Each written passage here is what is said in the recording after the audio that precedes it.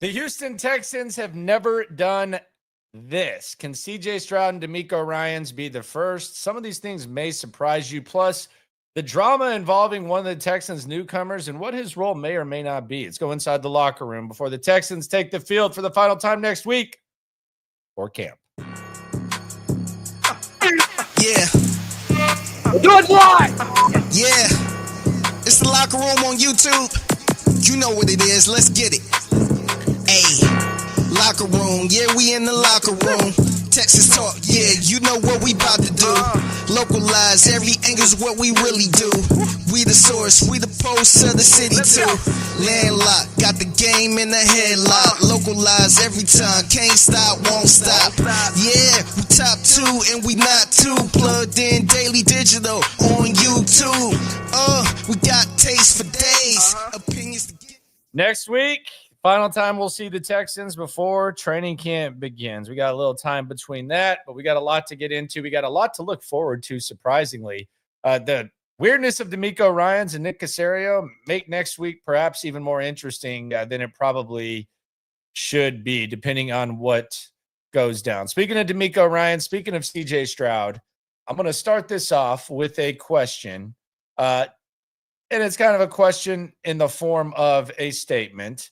But the Texans, CJ Stroud is one of three Texans QBs who has done what?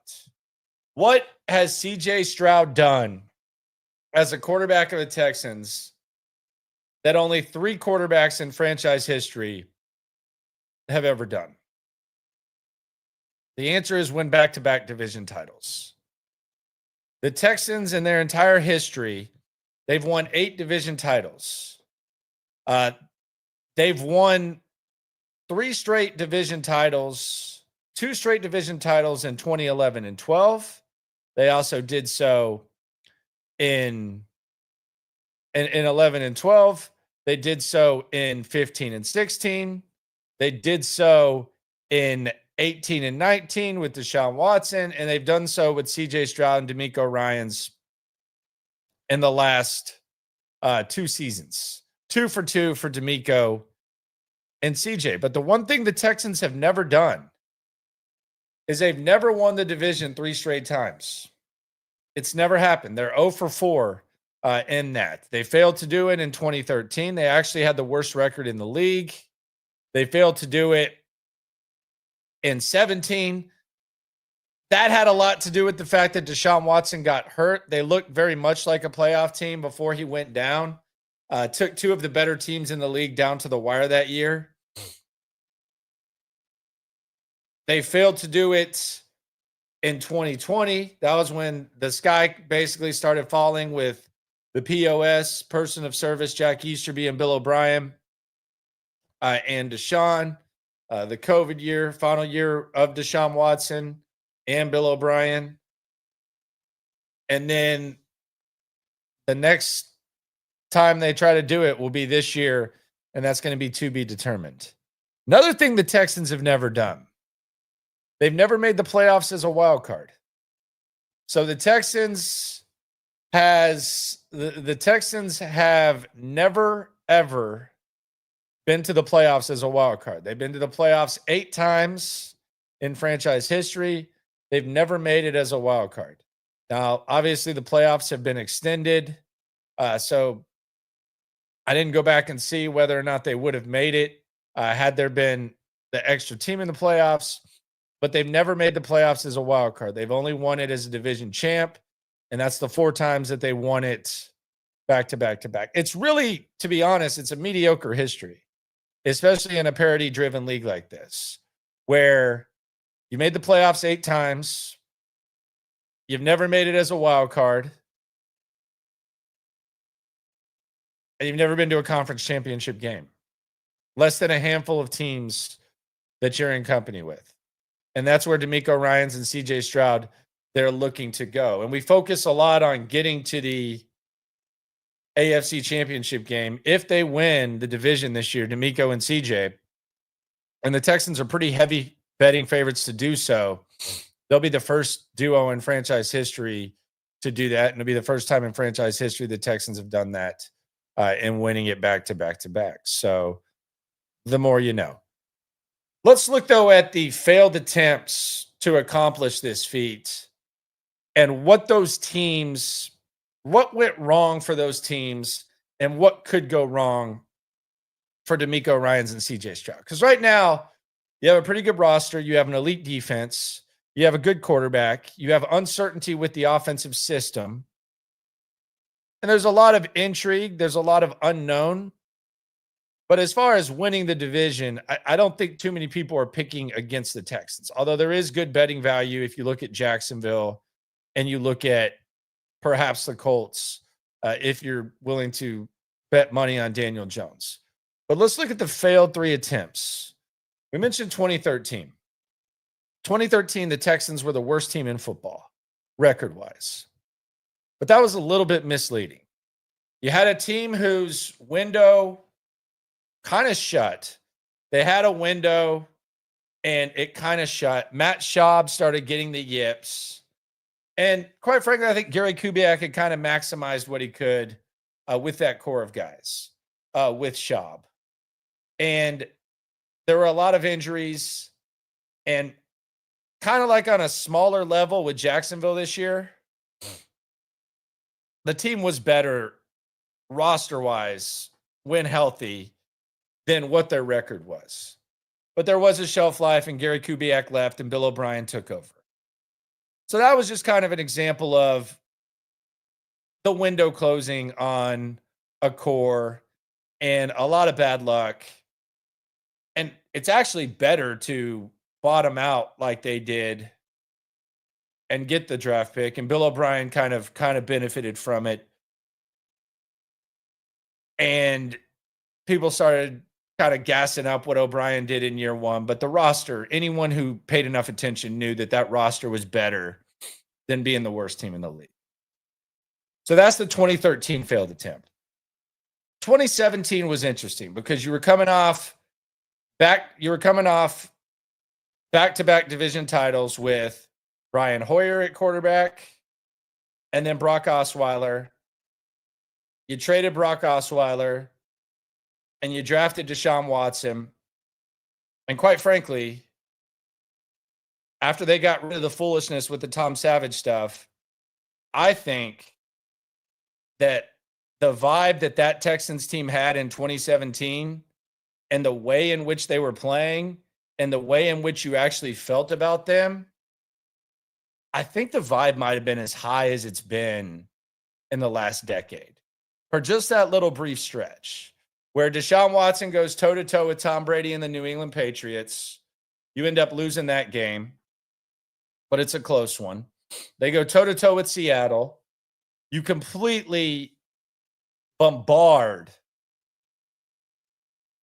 the Titans at home, which was a complete beatdown.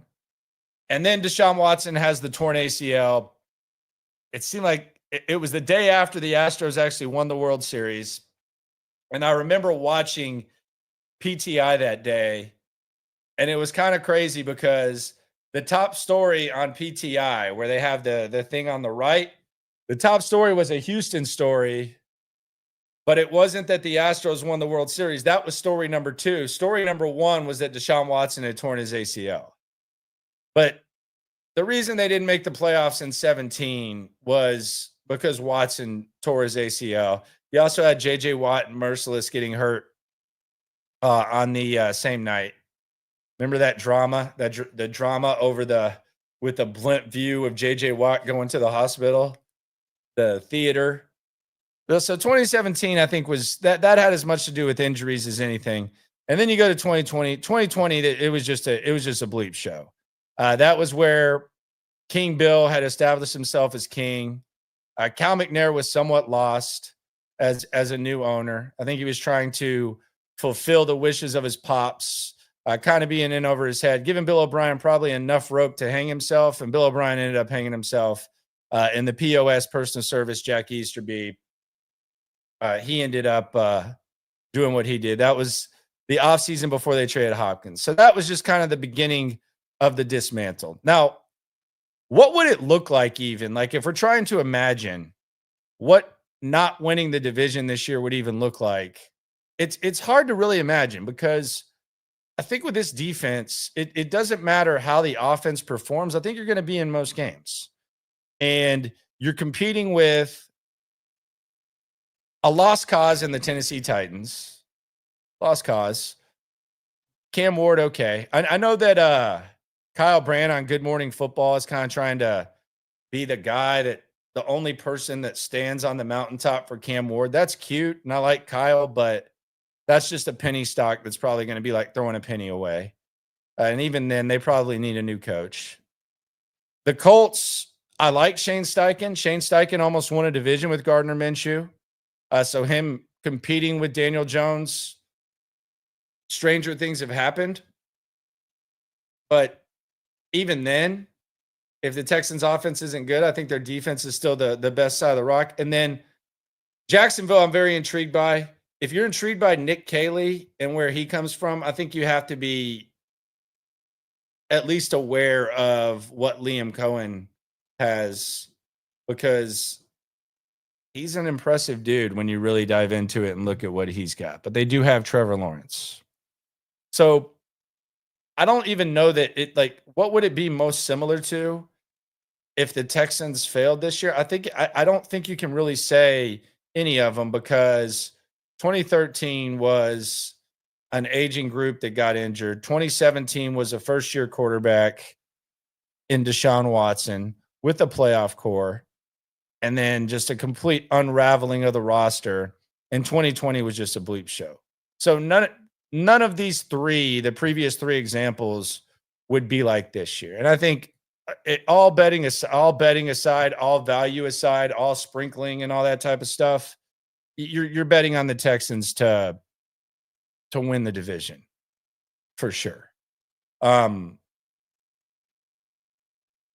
there's not really like a ton of scary teams that you really look at and say, wow, this is a scary division. I do think the Jags, I would sprinkle a little something on the Jags at 3.5 to 1. I think that's good value if you're looking at a team to win the AFC South. But I'm always someone who likes to sprinkle a little bit. I bet on the Texans when CJ was a rook. So that's just kind of when we talk about betting, there's straight up bets and then there's sprinkle bets. And Cody Stutes brought up a sprinkle bet that I want to get to in a second, involving one of the Texans' most polarizing additions. Speaking of the Colts, let's look at my boy Kevin Bowen and some of the observations that he had about the Indianapolis Colts and the workouts that they got going on right now. And I do think Kevin Bowen, I think he's the best resource for the Colts. Very big fan of what he does, his observations. He hosts the morning show out there. You probably saw him on Hard Knocks. But just wanted to creep on what was going on with the Colts. And basically, as expected, Daniel Jones is the starting quarterback.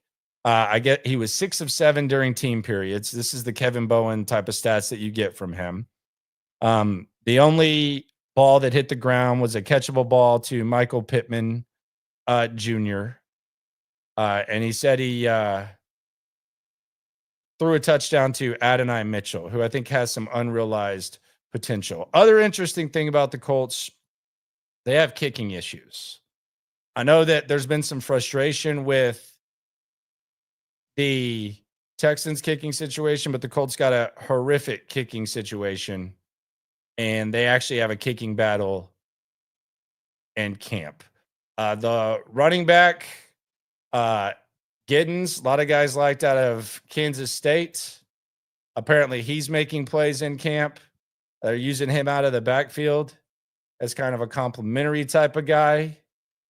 Michael Pittman doing his thing. But the real story is Daniel Jones is their starter. So there's all the observations we need from the Indianapolis Colts. So I don't think there's much fear of the Colts, which I don't know if people were sleeping on them. But I will say I do have a lot of respect for Shane Steichen, and I do think Daniel Jones is an upgrade over Anthony Richardson.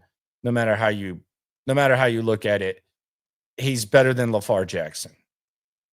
So I will say that. But it is Daniel Jones. So there's not a lot to really get into with the Colts, but those are some observations from the great Kevin Bones. Go to the soup. You ain't never hate. Swarm. HDAV Traveler says, evening, Landry and friends, per usual. Shout out to HDAV Traveler. Austin Jack, the man.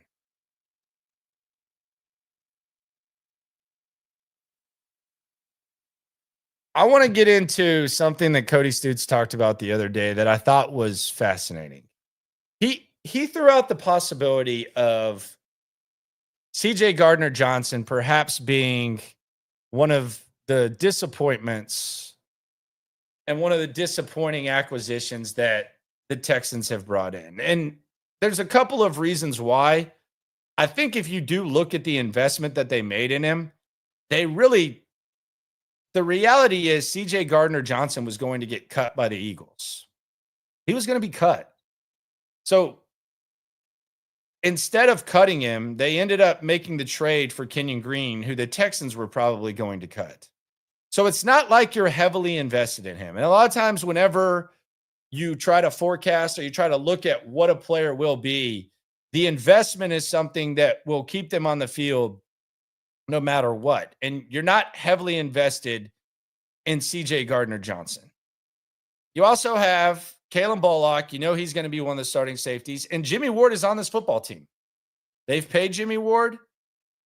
Jimmy Ward is going to be on this football team. Now, in a perfect world, Jimmy Ward is a reserve safety. CJ Gardner-Johnson looks great. But who knows? Jimmy Ward, the one advantage that Jimmy Ward has over CJ Gardner-Johnson, it seems like Jimmy Ward kind of gets a bad rap here. I think he's a hell of a football player. I think you make a case he's better in that nickel role if he stays healthy than Jalen Petrie. He's really good at it. He's definitely at his best when he played it a few years ago. He was better than Jalen Petrie at it. And he's also played starting safety. So as far as being a super sub, I think Jimmy Ward's great. I asked DeMeco Ryans about Jimmy Ward a few weeks ago and how he fits into things.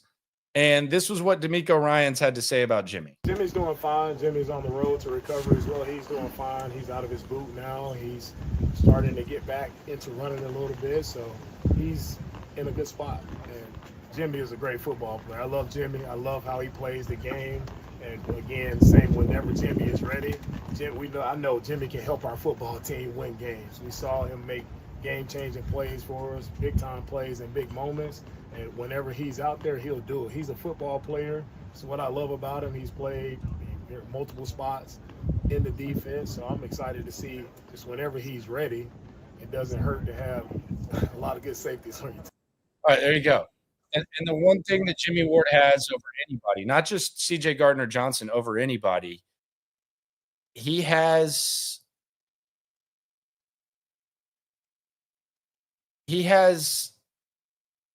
history with DeMeco Ryans. There's no football player in the world during DeMeco Ryans' coaching tenure, and really maybe even in his entire career, who has as much history with DeMeco Ryans. I don't know that there's anyone that he's been at multiple destinations with. I'm sure there's someone there, but there's not a lot of guys that he's been at multiple destinations with. He was in San Francisco with Jimmy Ward. They both had multiple roles. He brought Jimmy Ward to Houston, promised him he was going to play safety. Then Jimmy Ward played nickel for him when Petrie got hurt. I know it feels like people think that Jimmy Ward's not a good football player. He's a good football player. Is he an awesome safety at this point in his career? No. Is he going to be healthy most of the time? No. Like you see him get hurt at the start of games, and that is somewhat frustrating. And there have been times where he's gotten burned and it's kind of stuck out like a sore thumb, but he's pretty good football player, especially in a role where you have a lot of safeties, as DeMeco Ryans just said. And if you are going to beat out Jimmy Ward, it's going to have to be a it's going to have to be a significant beat out. The tie is going to go to Jimmy Ward. And I don't know how CJ Gardner-Johnson would handle that type of thing. I don't know. Maybe it's Jimmy Ward and Bullock. Who knows? But if you're going to be on the football field more than Jimmy Ward, it's going to have to be pretty significant because the tie is always going to go to Jimmy. And he knows what DeMeco wants. He knows what DeMeco expects. We've never seen CJ Gardner-Johnson in this defense. Now, some people were saying, well, that's asinine. CJ Gardner-Johnson's better than Jimmy Ward. Maybe, but we haven't seen him in this system. And I went to PFF. I know PFF's always polarizing, but PFF put out, and we also got to see what Jimmy Ward looks like next month in fairness. Like, is he going to be healthy? But PFF put out the 32 best safeties heading into 2025. Obviously, Kyle Hamilton's at the top. Damn, could have had him, but they decided to go with previously mentioned Kenyon Green. Not the greatest decision. You go down to Antoine Winfield, another guy they could have had, but they needed Ross Blacklock. All right, we don't have to play this game all the way through. But you go down here, you scroll, and you get CJ Gardner-Johnson right there at 13. So PFF has CJ Gardner-Johnson as the 13th best safety. They say he put together the best season of his career in 2024, and not just because he hoisted the Lombardi. His 1,170 snaps were a career high, as was his 77 PFF overall grade that ranked 14th among safeties. The now Texans 85.7 PFF coverage grade last season, placed 6th among qualifying safeties. So that's really, really, really good. And again, you take PFF with a grain of salt. But if you scroll down a little bit more, and this is where you kind of take it with a grain of salt if you are anti-Jimmy Ward, because you don't go down here to 14, 15, 16, 17, 18, and 19, there's Jimmy Ward. So Jimmy Ward, they say, he's been one of the most consistent safeties in the league over the past decade. Although he hasn't really been a safety all decade. He's played nickel. He's played a lot. The former first-round pick has ranked among the top 20 safeties in PFF overall grade in 5 of the past 6 seasons. After a down 2023 season, he was once again back among the best as his 76.1 PFF overall grade, placed 15th at that position. So again, you take that with a grain of salt. Did I feel like I was watching the 15th best safety? No. There's Jalen Petrie. 3rd Texan safety on the list. Petrie made a big leap in his 3rd NFL season, despite it being cut short due to injury. The Baylor product recorded a career high PFF overall grade, PFF run defense. So there you go. So you have 3 safeties on there. We're definitely not going to get Kalen Bullock. Matter of fact, PFF kind of hates Kalen Bullock when it comes to the grading. But you take that with a grain of salt. Like, at the very least, you have really, really good safety depth. But Jimmy Ward's going to be a tough guy to beat out, especially with DeMeco. And the other thing is, how does CJ Gardner-Johnson handle a situation where, let's say Jimmy Ward or Bullock, let's say those guys are getting more snaps than him. How does he handle it? Right now, he's going at it with the Philadelphia Eagles. I guess they came out and said it was a salary cap thing. He said, quote, "I was a test dummy for them.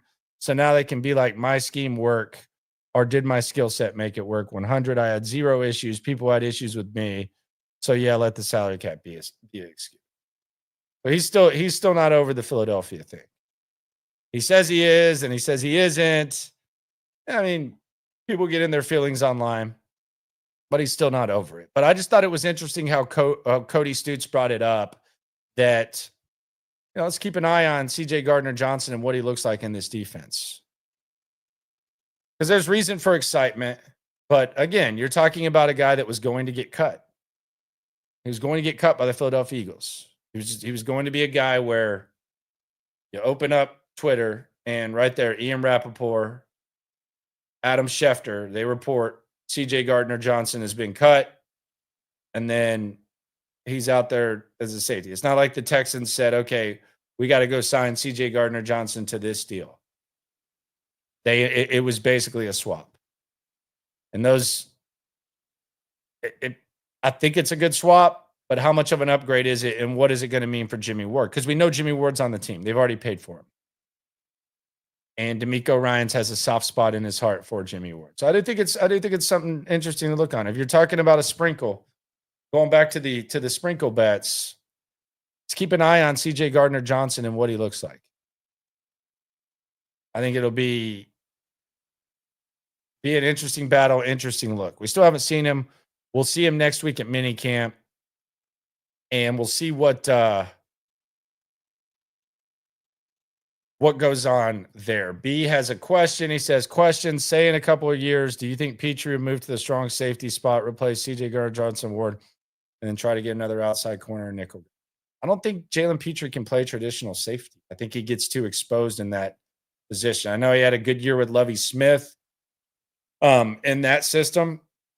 I think it was kind of a little bit misleading, but I think he's in the role that he's in. And the other question about Jalen Petrie is he going to be able to stay healthy in that role? And that might be a reason why you want to have as many good safeties as you possibly can, because Jalen Petrie is a smaller guy. Playing that close to the line of scrimmage is dangerous. That's why Jimmy Ward didn't want to do it in the first place. So we'll see what that looks like. Texan Tangent says, let him hate. Hawk and Lock are balling out this season. Hawk and Lock are balling out this season. Gotcha. We'll see how that goes and whatever the heck that is. But CJ Gardner-Johnson's role with the defense is one of the more intriguing things. Obviously, offensive line at camp, what does that look like? CJ Stroud's shoulder, that's number one. I'm not even counting mini camp next week. And then how did the safeties look? How are they using the safeties? What is the dynamic? Is Jimmy Ward out there? That's the other thing. Is Jimmy Ward even out there? Possibility he's not. More times than not, it feels like he is not. There was an injury last year. Heard he's doing okay. DeMeco seems to think he's going to have some sort of role.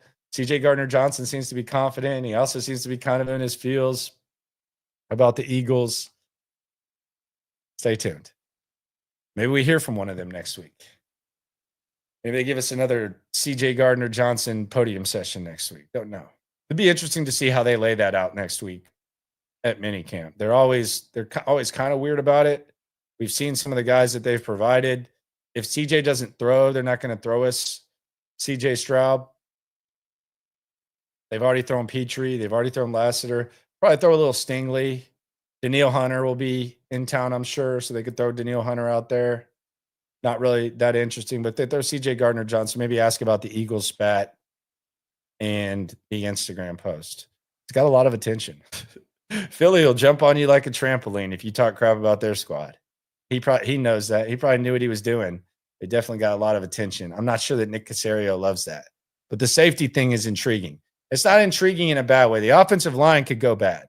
They got enough weapons no matter what happens with any of these guys that we mentioned to where, and they got enough around them to overcome any possibilities to where they're going to figure that. They're going to figure that out. Talk to D's. These nuts. Says, if Stroud makes it to the AFC Championship, is he resetting the QB market? Yeah, and I don't even know that. Look, I don't know that he has to even make it that far. It's you guys know this. I mean, there was a time where I think Derek Carr was the highest paid quarterback in the league a while ago.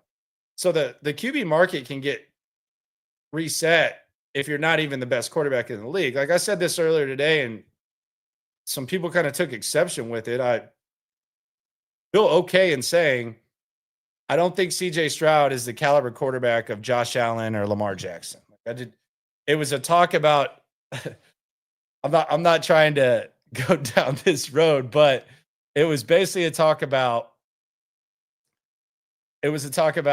systems, multiple systems, and I was just talking about the talent that Lamar Jackson possesses and Josh Allen as well, where they've been able to save all butts for a number of years, no matter really what's been around them with multiple OCs. And I think CJ can be good, but you don't have to be better than those guys, is my point, to reset the market. I mean, you don't have to be better than guys who've won MVPs, guys who've won at decent decent levels. I don't hate Stroud at all. I think he's really good. I just don't think he's Lamar Jackson or Josh Allen. I don't. I think they're really, really good quarterbacks with generational ability. But yeah, Dak Prescott had enough leverage to where he was able to reset the market. I don't see David Mulligetta giving discounts. So I think the market could get reset. And quite frankly, I don't want to sit here and say that CJ, it's almost like when you talk about a quarterback and you say, well, he's never won a Super Bowl.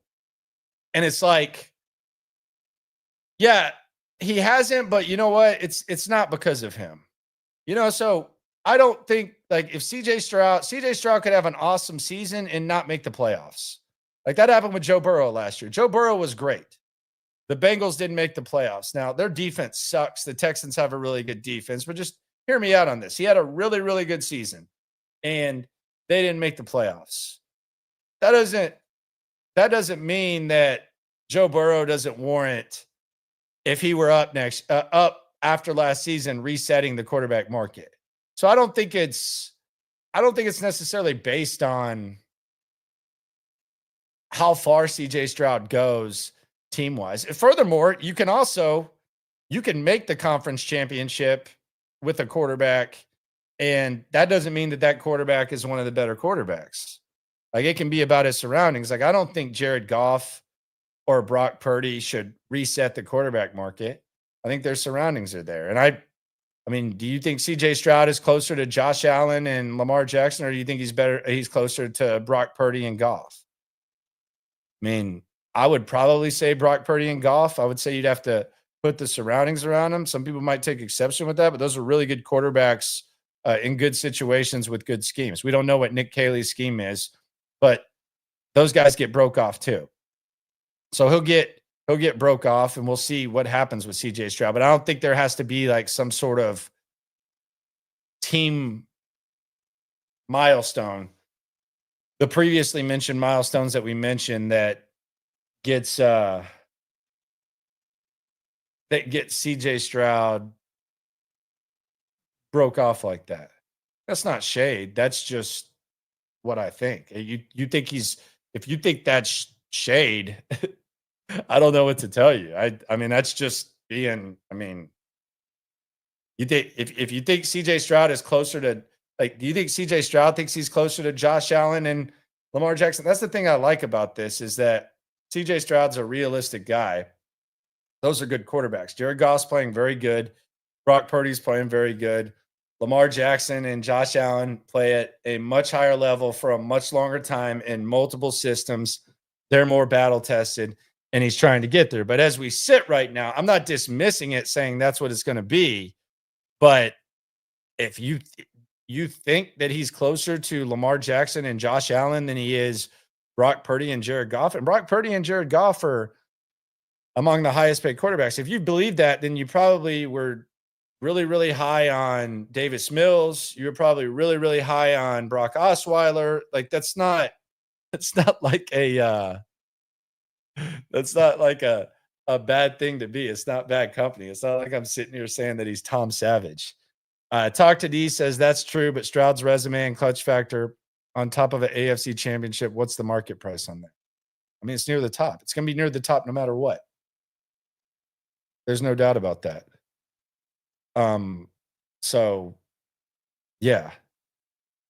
But we'll see. We'll see what happens with CJ. He's going to get broke off no matter what.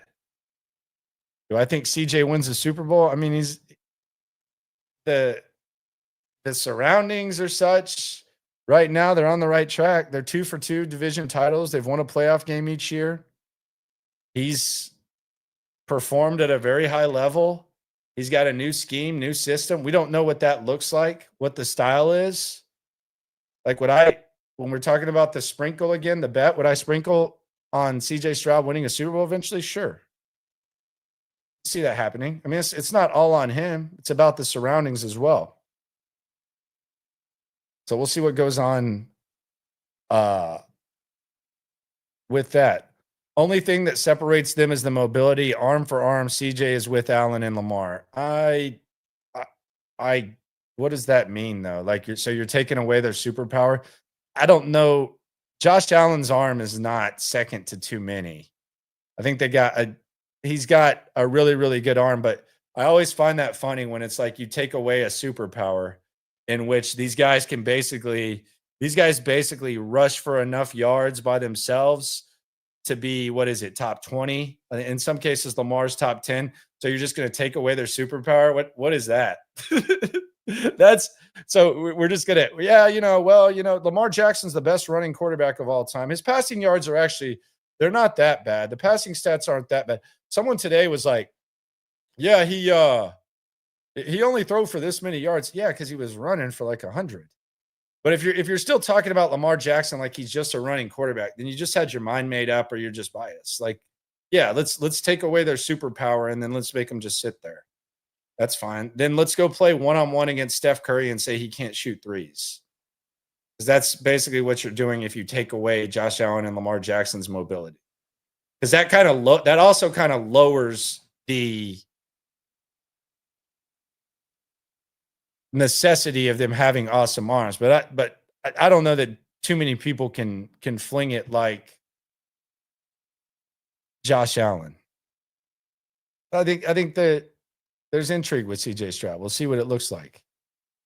But I'm a Lamar Jackson defender. I think Josh Allen is good. I thought CJ Stroud had a good rookie year. Yeah, he was ranked 8th his rookie year. That's great. That's really, really good. Respect that. And we'll see what it looks like. We probably won't see him throw next week. If I had to bet, I would say we don't. I don't think we should.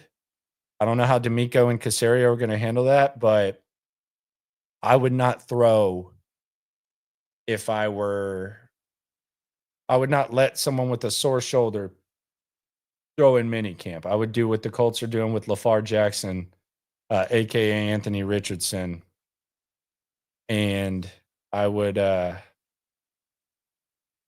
ice up that shoulder. Ice it up. Get it ready. Gonna need it. And just follow around Nick Caley and see what goes on there with good old CJ. So I was kind of getting I didn't get as cooked as bad as I thought or some thought I would today on SNL. I actually put this in the SNL Facebook group, which is a few thousand deep. It's a private group, just kind of BSing. Try to eliminate people who just post links, because that's the most annoying thing on Facebook. Don't y'all hate that? Where people just share stuff. It's like, what are you doing? Like especially in a community, it's like you're sharing something from another community in a community. It's annoying. But this is more just like, we try to throw out topics, keep it loose, and talk about things. We don't post links to shows because you know where to go if you want to catch the show. But I said that Capri Suns suck. And this is a June topic because we know that June is a very slow month. But I said that Capri Suns suck. I've been stealing my daughter's snacks. She's not really in the Capri Sun game. She likes chocolate milk. She likes milk. She likes juice, apple juice, grape juice, all that type of stuff. But do you think that Capri Suns suck? Or were you a fan of Capri Suns? Because it was always really, really, really disappointing for me whenever the Capri Sun would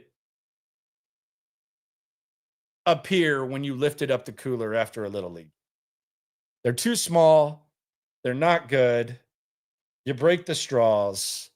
Much rather have just an old-fashioned Sprite, old-fashioned soda, even a water is better than a Capri Sun. I think Capri Suns absolutely suck. I think they're the worst thing that you used to get as a kid as far as a snack. Not a fan. Jimmy Crack Corn says they suck. Knuckles says high C kinfolk. Black 8 says who hurt me? Nobody, just don't like them. Rob Nino says all I'm saying is you don't disrespect the Pouch Brother. Trey says Capri Sun is meh. It's a kiddie drink after the age 12, something real. I hated it from the very beginning. Frank drinks his 4-year-old son's Capri. Not surprised. And then we got some Kool-Aid folks. Hawaiian Punch. Yeah, Hawaiian Punch is kind of overrated too. Not really that great. Not a fan of Capri Sun, so.